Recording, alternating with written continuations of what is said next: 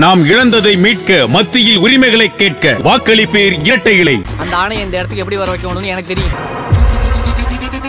ஆவிகள்ன்றவங்க அவங்க வேற ஒரு உலகத்துல இருப்பாங்க. அவங்களால நம்மளை பார்க்க முடியும், ஆனா நம்மளால அவங்கள பார்க்க முடியாது. ஆனா அமானுஷ்யத்துல இருக்கிற பல விஷயங்களுக்கு இந்த அறிவியல்ல பதில்கள் கிடைக்காது. இந்த 3 டைமென்ஷனை தாண்டி இருக்கிற வேர்ல்டை வந்து ஐம்புலன்களை வச்சு ஆக்சஸ் பண்ண முடியாது. அப்போ அதுக்கு ஐம்புலன்களை தாண்டி 6வதாக ஒரு புலன் தேவை. மோஸ்ட்டாக வந்து பார்த்தீங்கன்னா இந்த டைமென்ஷனில் ஒரு ஆக்சிடெண்ட்டில் ஒரு ஃபியூ செகண்ட்ஸ் வந்துட்டு போகும்போது மட்டும்தான் அது கேமராவில் கிளிக் ஆகும். சில இடத்துலலாம் வந்து பார்த்தீங்கன்னா நீங்கள் ரொம்ப சின்ன பையனாக இருக்க, அதனால் வீட்டில் வந்து அப்பா அம்மா கிட்ட வந்து இதில் ஏதாவது ஆச்சு, அதாவது ஆபத்து ஆச்சுன்னா நாங்கள் பொறுப்பு இல்லைன்னு சொல்லி கையெழுத்து வாங்கிட்டு வாங்க. உண்மையிலேயே ஆவிகள் தான் வந்து பேசுகிறாங்களா, இல்லை நம்முடைய மூளை ஏதாவது நம்மளை ஏமாத்துதா? பேய் பிடிக்கிறதுலையும் வந்து பார்த்தீங்கன்னா முக்கால்வாசி மனநோய் தான். இன்னொரு பக்கம் வந்து பார்த்தீங்கன்னா இந்த மாதிரி தூங்கிட்டு இருக்கும்போது வந்து ஏதோ அமுக்குதுன்னு சொல்ல, அமுக்குவான் பேயின்னு கூட சொல்லுவாங்க. அது அமுக்கிட்டு இருக்கு, என்னால் எந்திரிக்க முடியல, கை கால்லாம் அந்த ஆட்ட முடியல, எதுவுமே பண்ண முடியல. இது வந்து பார்த்தீங்கன்னா அனைவருக்கும் வணக்கம். நான் டாக்டர் கபிலன்.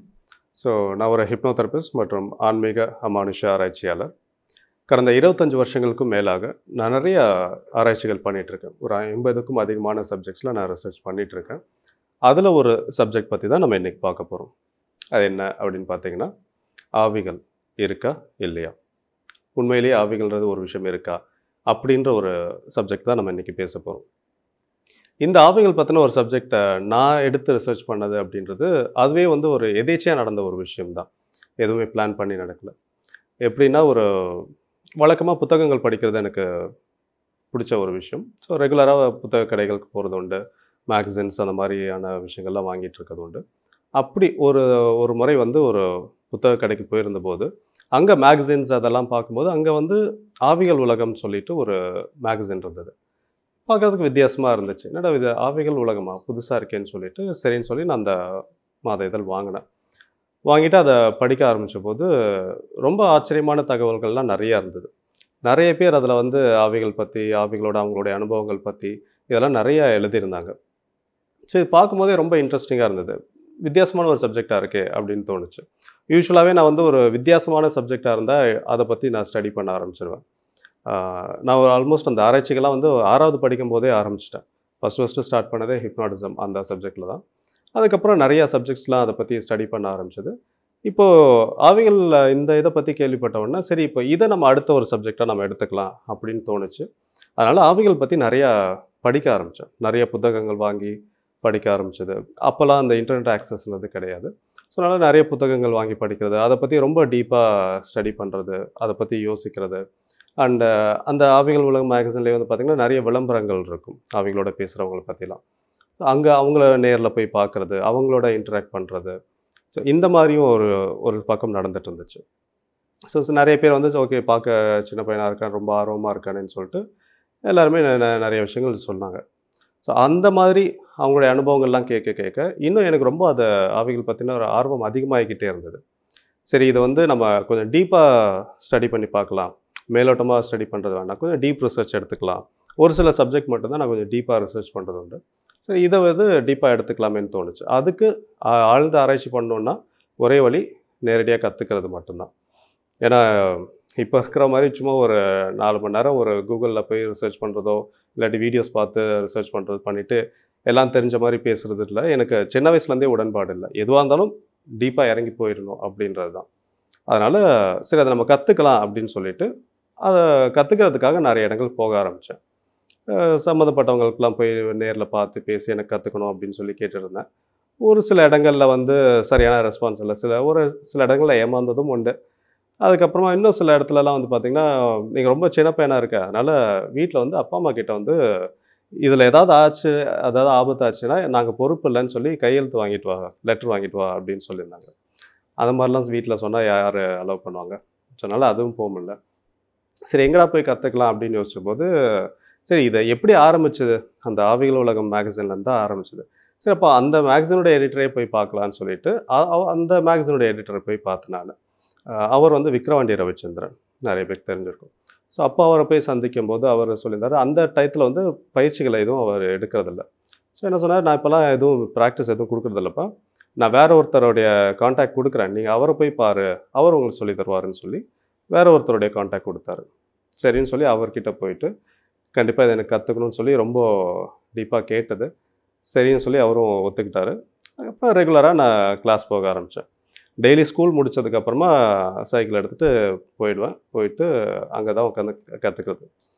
ரெகுலராக ப்ராக்டிஸ் பண்ண ஆரம்பித்தேன். அவர் என்னென்னலாம் சொல்லி கொடுத்தாரோ அது எல்லாமே ஃபாலோ பண்ணிகிட்டு இருந்தேன்.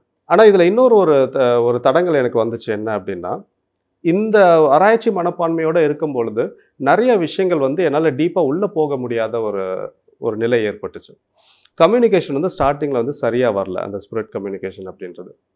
ஸோ அப்போது வந்து என்னுடைய ஒரு மாஸ்டர் சொன்னார், நீ உன்னுடைய ஆராய்ச்சியெலாம் கொஞ்சம் வெளியே எடுத்து வச்சுக்கோ.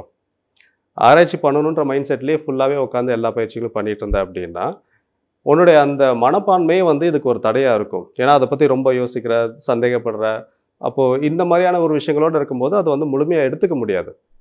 நீ ஆராய்ச்சி பண்ணுறதெல்லாம் வெளியில் வச்சுக்கோ. நீ பயிற்சின்னு ஆரம்பிச்சிட்டேன்னா 100% நம்பிக்கையோடு பண்ணு, அப்போ தான் பலன் கிடைக்கும். பலன் கிடைக்கணும்னா ஆராய்ச்சியெல்லாம் கொஞ்சம் ஓரமாக வைக்கணும் அப்படின்னாரு. 100% நம்புறது அப்படின்றது வந்து எனக்கு அந்த அளவுக்கு சரியாக வராது. ஏன்னா ஒரு ஆராய்ச்சியாளர்னால் எதையுமே முழுசாக நான் நம்ப மாட்டேன். எதுவாக இருந்தாலும் நான் ஆராய்ச்சி பண்ணி தெரிஞ்சுக்கணும். எனக்கு அந்த ஒரு மைண்ட் செட்டு தான் இருக்கும். இருந்தாலும் சரி, இவர் சொல்கிறாரு, அது வேணால் ஒரு டெம்பரவரியாக நம்ம வந்து அந்த ஒரு ஸ்கெப்டிக் மைண்டை மட்டும் கொஞ்சம் தனியாக எடுத்து வச்சுட்டு ஒரு பிலீவராக நம்ம உள்ளே இறங்கி நம்ம பயிற்சி செய்வோம் அப்படின்ற ஒரு முடிவுக்கு வந்துட்டு சரின்னு சொல்லி முழு ஒரு கம்ப்ளீட் ஃபோக்கஸோட ஒரு நம்பிக்கையோட பயிற்சிகள் செய்ய ஆரம்பித்தேன். அப்போ வந்து கொஞ்சம் நல்ல ரிசல்ட்ஸ் கிடைக்க ஆரம்பிச்சுது. நிறையா கம்யூனிகேஷன்லாம் கொஞ்சம் நல்லா வர ஆரம்பிச்சுது. அப்போ நான் என்ன பண்ணேன்னா, அப்போ பயிற்சிகள் செய்யும் பொழுது முழு ஒரு பிலீவராக இருந்து எல்லாத்தையுமே பண்ணிவிட்டு அதுக்கப்புறமா தனியாக போயிட்டு அப்புறமா அந்த ஆராய்ச்சியாளரோட மைண்ட் செட்டுக்கு வந்துட்டு அந்த கேப்பை அணிஞ்சிட்டு இப்போ நம்ம என்ன பண்ணோம், என்னென்ன நடந்துச்சு, ஸோ அதெல்லாம் உட்காந்து ஸ்டடி பண்ணுறது. அதை பற்றி இது வந்து உண்மையிலேயே ஆவிகள் தான் வந்து பேசுகிறாங்களா, இல்லை நம்மளுடைய மூளை ஏதாவது நம்மளை ஏமாத்துதா, இந்த மாதிரியான விஷயங்கள்லாம் உட்காந்து யோசிக்கிறது உண்டு. ஸோ அந்த மாதிரிலாம் நிறையா ஸ்டடி பண்ணுறது உண்டு. அந்த மாதிரி அடுத்தடுத்து பண்ணிகிட்டு இருக்கும் பொழுது எனக்கு வந்து மேஜராக ஒரு 2 கேள்வி வந்துச்சு. என்னென்னா, ஆவிகள் எங்கே இருக்காங்க, ஏன் நம்மளால் அவங்கள பார்க்க முடியல, இந்த 2 கேள்வி இருந்துச்சு. அப்போ அவர் என்னுடைய மாஸ்டர் அவர்கிட்டே போய் கேட்டதுக்கு, ஆவிகள்ன்றவங்க அவங்க வேற ஒரு உலகத்தில் இருப்பாங்க, அவங்களால நம்மளை பார்க்க முடியும், ஆனால் நம்மளால் அவங்கள பார்க்க முடியாது அப்படின்னு சொன்னார். வேற உலகம்னா எங்கே, வேற பிளானட்ல அறியா, இல்லாட்டி எந்த இடத்துல, அப்படி இப்படின்ட்டு எனக்கு நிறைய கேள்விகள். ஸோ அதுக்கு இன்னும் தீவிரமாக அதை பற்றி படிக்க ஆரம்பித்தேன், தேட ஆரம்பித்தேன். அது ஒரு பக்கம் தேடுதல் போயிட்டே இருந்துச்சு. எனக்கு திருப்திகரமான பதில் அப்படின்னு கிடைக்கவே இல்லை. சாட்டிஸ்ஃபைடான ஒரு ஆன்சர் எனக்கு கிடைக்கல. இருந்தாலும் அடுத்தடுத்து அதிலே கொஞ்சம் டீப்பாக கொஞ்ச நாள் போயிட்டு இருந்தேன். அதுக்கப்புறமா அடுத்தடுத்த சப்ஜெக்ட் நான் போக ஆரம்பிச்சிட்டேன். ரொம்ப வருஷம் கழித்து நான் எடுத்த ஒரு சப்ஜெக்ட் வந்து குவாண்டம் ஃபிசிக்ஸ். ஸோ ஃபிசிக்ஸ்க்கும் எனக்கும் பெருசாக சம்மந்தம் இல்லை. ஆனால் அந்த குவாண்டம் ஃபிசிக்ஸில் வந்து நிறைய வித்தியாசமான விஷயங்கள்லாம் நிறையா தெரிஞ்சுது. அது படிக்கும் பொழுதே வந்து ரொம்ப ஒரு ஆர்வத்தை தூண்டுற மாதிரி நிறைய விஷயங்கள் இருந்தது. அதனால் அதை கொஞ்சம் டீப்பாக படிக்க ஆரம்பித்தேன். அது ரொம்ப காம்ப்ளிகேட்டடான ஒரு சப்ஜெக்ட் தான். ஆனால் எனக்கு வந்து ஏற்கனவே ஆன்மீகம், அமானுஷன் போன்ற பல துறைகளில் நான் ஆராய்ச்சி பண்ண அந்த அனுபவம் குவாண்டம் ஃபிசிக்ஸில் அதை புரிஞ்சுக்கிறதுக்கு உதவி செஞ்சுது. ஃபிசிக்ஸ் வேறு, இது வேறுன்ற மாதிரி தான் எல்லாருமே யோசிச்சிருப்போம். சயின்ஸ் வேறு, அமானுஷம் வேறு அப்படின்ற மாதிரி தான் இது வரைக்கும் பார்த்துருப்போம். ஆனால் அமானுஷத்தில் இருக்கிற பல விஷயங்களுக்கு இந்த அறிவியலில் பதில்கள் கிடைக்க ஆரம்பிச்சிது. அப்படி எனக்கு வந்து அந்த 2 கேள்வி, ஆவிகள் பற்றின நான் பண்ண ஆராய்ச்சிகளில் எனக்கு வந்து அந்த 2 கேள்விகளுக்கும் குவாண்டம் ஃபிசிக்ஸில் பதில் கிடைச்சிது. என்ன அப்படின்னு பார்த்தீங்கன்னா, ஃபஸ்ட்டு பதில், ஆவிகள்லாம் எங்கே இருக்காங்க, அதுக்கான பதில் என்ன அப்படின்னு பார்த்தோன்னா, குவாண்டம் ஃபிசிக்ஸில் வந்து ஹைப்பர் டைமென்ஷனல் தியரின்னு ஒன்று இருக்குது. ஹையர் டைமென்ஷனல் தியரி அப்படின்னு சொல்லுவாங்க. ஹைப்பர் டைமென்ஷன், ஹையர் டைமென்ஷன் அப்படின்னு சொல்கிறது உண்டு. இந்த ஹையர் டைமென்ஷனல் தியரி படி பார்த்தீங்கன்னா, நிறைய இப்போ நம்ம இருக்கிற ஒரு உலகம்ன்றது ஒரு 3 டைமென்ஷனல் வேர்ல்டு, முப்பரிமாண உலகம் அப்படின்னு சொல்லுவோம். ஆனால் இந்த முப்பரிமாண உலகத்தை தாண்டி நிறைய டைமென்ஷன்ஸ் இருக்குது அப்படின்றது சயின்ஸில், குவாண்டம் ஃபிசிக்ஸில், குறிப்பாக ஸ்ட்ரிங் தியரியில் வரக்கூடிய ஒரு கான்செப்ட். டோட்டலாக வந்து பார்த்திங்கன்னா 10 + 1 11 டைமென்ஷன்ஸ் இருக்குது அப்படின்னு சொல்லியிருக்காங்க. +1 அப்படின்றது டைம், 10 ஸ்பேஷியல் டைமென்ஷன், +1 அப்படின்றது டைமை குறிக்கிறது. ஆனால் நம்ம இருக்கிறது 3 டைமென்ஷனல் வேர்ல்டு, ஒரு முப்பரிமாண உலகத்தில் மட்டும்தான் நம்ம இருக்கோம். அப்போ அடுத்தடுத்த பரிமாணத்தில் யார் யார் இருக்காங்க அப்படின்றதுக்கான ஒரு ஐடியா இல்லை. ஸோ இப்போ இந்த ஃப்ளாட்லேண்ட் தியரியை வச்சு பார்க்கும்போது 2Dயில் ஒரு உலகம் இருக்குது உதாரணத்துக்கு வச்சுக்கிட்டோன்னா, அப்போது 3D நம்ம தான் ஹையர் டைமென்ஷன் பீயிங் நம்ம தான். இப்போ நம்மளால் 3Dயில் இருக்கிற நம்மளால் 2Dயில் இருக்கிற அந்த மனிதர்களை பார்க்க முடியும். ஆனால் 2Dயில் இருக்கிற அந்த மனிதர்களால் 3Dயில் இருக்கிற நம்மளை பார்க்க முடியாது. ஏன்னா நம்ம ஹையர் டைமென்ஷன், அவங்கள பொறுத்த வரைக்கும் front and back, right and left மட்டும்தான் இருக்கும், 2 டைமென்ஷன் தான், அப் அண்ட் டவுன்ற டைமென்ஷன் கிடையாது. அப்போது ஹையர் டைமென்ஷனில் இருக்கிற நம்மளை அவங்களால பார்க்க முடியாது. இது வந்து சயின்டிஸ்ட் கொடுக்குற ஒரு தியரி, எக்ஸ்பிளைன் பண்ணுறதுக்காக சொன்ன ஒரு விஷயம். இப்போ என்னுடைய அந்த மாஸ்டர் ஆவிகள் பற்றி அவர் சொன்னபோது அவங்களால நம்மளை பார்க்க முடியும், ஆனால் நம்மளால் அவங்கள பார்க்க முடியாதுன்றது சொன்னார். அப்போ அவங்க சொன்ன விஷயங்கள் எல்லாமே இந்த ஹையர் டைமென்ஷனல் பீயிங்கோட மேட்ச் ஆகுது. ஜஸ்ட் அதை அப்படியே யோசிச்சு பார்க்கும்போது ஓகே, அப்போது ஹையர் டைமென்ஷனல் பீயிங்னால நம்மளை பார்க்க முடியும், ஆனால் நம்மளால் அவங்கள பார்க்க முடியாதுன்றது சயின்ஸ் சொல்லுது. அப்போ ஏன் ஆவிகள் வந்து ஒரு ஹையர் டைமென்ஷனல் பீயிங்காக இருக்க முடியாது, ஒரு அதர் டைமென்ஷனல் பீயிங்ன்ற மாதிரி எடுத்துக்கலாம். ஏன்னா இந்த டைமென்ஷன்றது எங்கேயோ வேற ஒரு உலகத்தில் வேற ஒரு பிளானட்லாம் கிடையாது, இங்கே நம்மளை சுற்றி இருக்கிறது தான், எல்லா இடத்துலையுமே இருக்கக்கூடிய இந்த டைமென்ஷன்றது இங்கே தான். ஏன்னா இப்போ நான் சொன்ன அந்த ஒரு 3 dimension, front and back, right and left, up and down, இது 3 டைமென்ஷன். இந்த டைமென்ஷனை தாண்டி 4th dimension, 5th dimension, 6th அப்படின்ட்டு ஒரு 10 டைமென்ஷன்ஸ் வரைக்கும், ஸ்பேஷியல் டைமென்ஷன் மட்டுமே 10 வரைக்கும் போகுது. அப்போ நம்மளால் இந்த 3Dயே பார்த்துட்டோம், அப்போ அந்த 4Dன்றது நம்மளை கண்ணுக்கு தெரியறதில்ல. அப்போது இது வந்து இந்த ஹையர் டைமென்ஷனல் அப்படின்ற தியரி வந்து ப்ரூவ் பண்ண ஒரு விஷயந்தான். இப்போ சயின்டிஸ்ட் சொல்லியிருக்காங்க ஹையர் டைமென்ஷன்ஸ் இருக்குது அப்படின்ட்டு. இது வந்து தியரட்டிக்கலி ப்ரூவன். ஸோ இது வந்து நான் கற்பனை பண்ணுற ஒரு விஷயம் கிடையாது, கற்பனை கதையும் கிடையாது, சயின்ஸ் ஃபிக்ஷனும் கிடையாது. ஆனால் இதை ப்ராக்டிக்கலாக ப்ரூவ் பண்ணுறதுக்கு டைம் எடுக்கும். அந்த டைமென்ஷனுக்குள்ளே போகிறதுக்கோ ஃபஸ்ட்டு அடுத்து ப்ராக்டிக்கலாக ப்ரூவ் பண்ணிட்டு தான் அந்த டைமென்ஷனுக்கே போக முடியும். அதுக்கு எல்லாமே வந்து மேபி இன்னும் ஒரு 50 வருஷம் கூட ஆகலாம், இல்லை அதுக்கு மேலேயும் கூட ஆகலாம். ஆனால் ப்ரூவ் பண்ண ஒரு விஷயந்தான். சின்ஸ் இதில் already science and spirituality and occult ரிலேட்டடான விஷயங்கள் எல்லாமே நான் படித்ததுனால என்னால் இதை கோரிலேட் பண்ணி பார்க்க முடியுது. ஸோ இப்போது ஆவிகள் எங்கே இருக்காங்கன்றதுக்கான பதில் எனக்கு இதில் தெளிவாக கிடச்சிது. அவங்க வந்து ஒரு அதர் டைமென்ஷனல் பீயிங், அதனால் நம்மளால் அவங்கள பார்க்க முடியல, அவங்க அங்கே இருக்காங்கன்றது தெரிஞ்சுது. ஏன் பார்க்க முடியலன்றதுக்கு வந்து பார்த்தீங்கன்னா, இப்போ நான் ஒரு சில பேர் சொல்லுவாங்க, இல்லை ஆவிகளை நான் இங்கே பார்த்தேன் அங்கே பார்த்தேன் அப்படின்லாம் சொல்லுவாங்க. சில பேர் பிறவிலேருந்தே வந்து பார்க்குறேன் அப்படின்றதும் சொல்லியிருப்பாங்க. அப்போ ஒரு சில பேரால் ஆவிகளை பார்க்க முடியுது, சில பேரால் பார்க்க முடியறதில்ல. அதுக்கு என்ன காரணம் அப்படின்ற போது அகெயின் சயின்ஸ்லேயே எனக்கு ஒரு பதில் கிடச்சிது. என்னென்னா, இப்போ நமக்கு வந்து பார்த்திங்கன்னா 5 சென்சஸ் இருக்குது, ஐம்புலன்கள்னு சொல்லுவோம். மெய், வாய், கண், மூக்கு, செவி, ஐம்புலன்கள் நமக்கு இருக்குது. இந்த ஐம்புலன்கள் மூலமாக நம்மளால் இந்த 3 டைமென்ஷனல் வேர்ல்டை மட்டும்தான் ஆக்சஸ் பண்ண முடியும். இந்த 3 டைமென்ஷனை தாண்டி இருக்கிற வேர்ல்டை வந்து ஐம்புலன்களை வச்சு ஆக்சஸ் பண்ண முடியாது.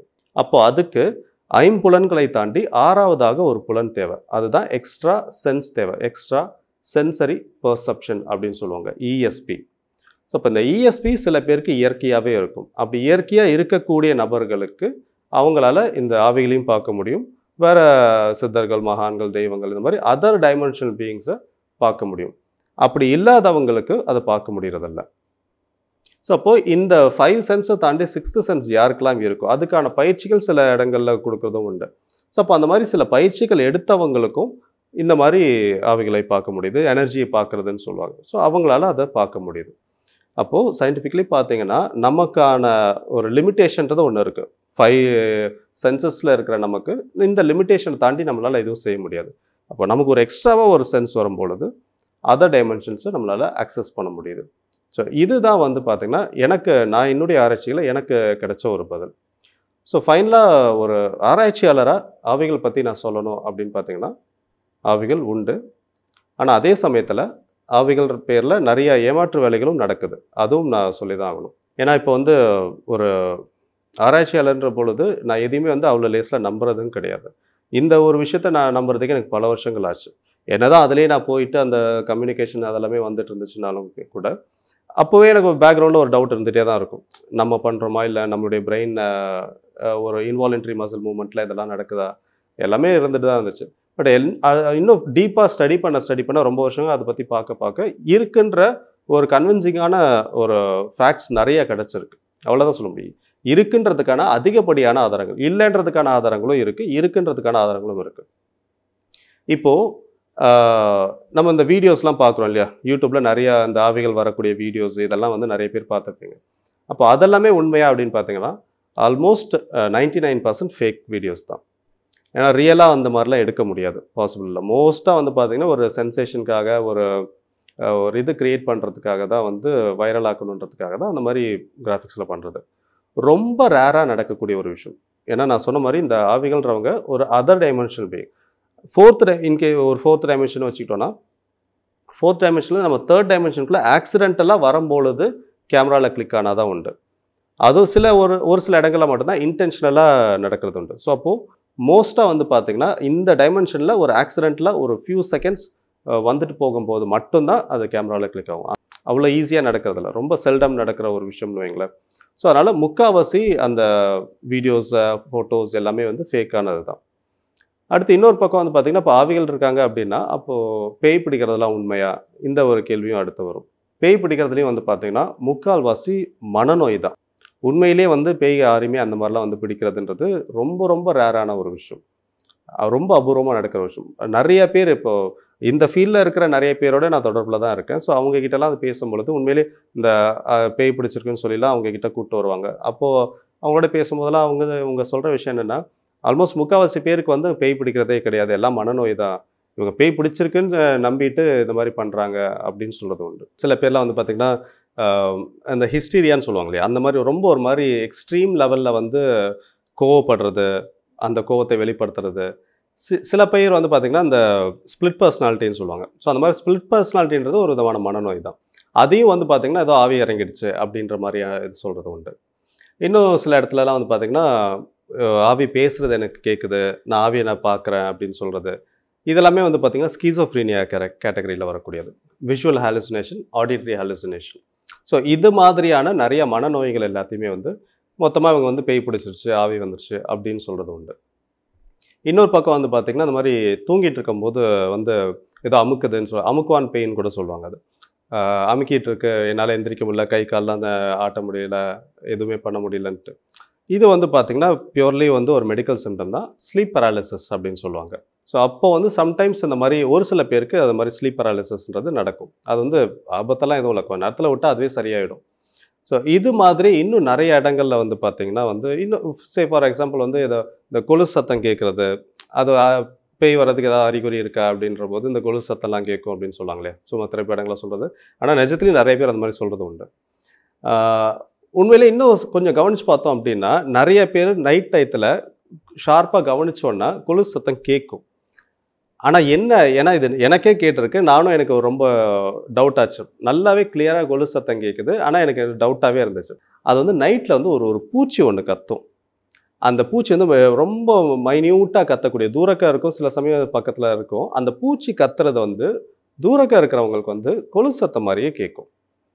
இது நிறைய பேருக்கு நடந்திருக்கு. நான் அதுக்கப்புறமா கன்ஃபார்ம் பண்ணிக்கிட்டேன். ஒரு நிறைய பேர்கிட்ட போயிட்டு இந்த மாதிரிலாம் நடந்திருக்கு அப்படின்னு சொல்லி கேட்கும்போது அவங்களும் அது நடந்திருக்குன்னு சொல்லியிருந்தாங்க. ஸோ அப்போ அதுவும் கன்ஃபார்ம் ஆயிடுச்சு. அது வந்து பூச்சி கத்துற சத்தம் வந்து பல இடங்களில் கொலுசு சத்தம் மாதிரியே கேட்டுட்ருக்கும். ஸோ இது மாதிரி ஆவிகள்னு சொல்கிற விஷயத்துலேயே நிறைய மித்து இருக்குது.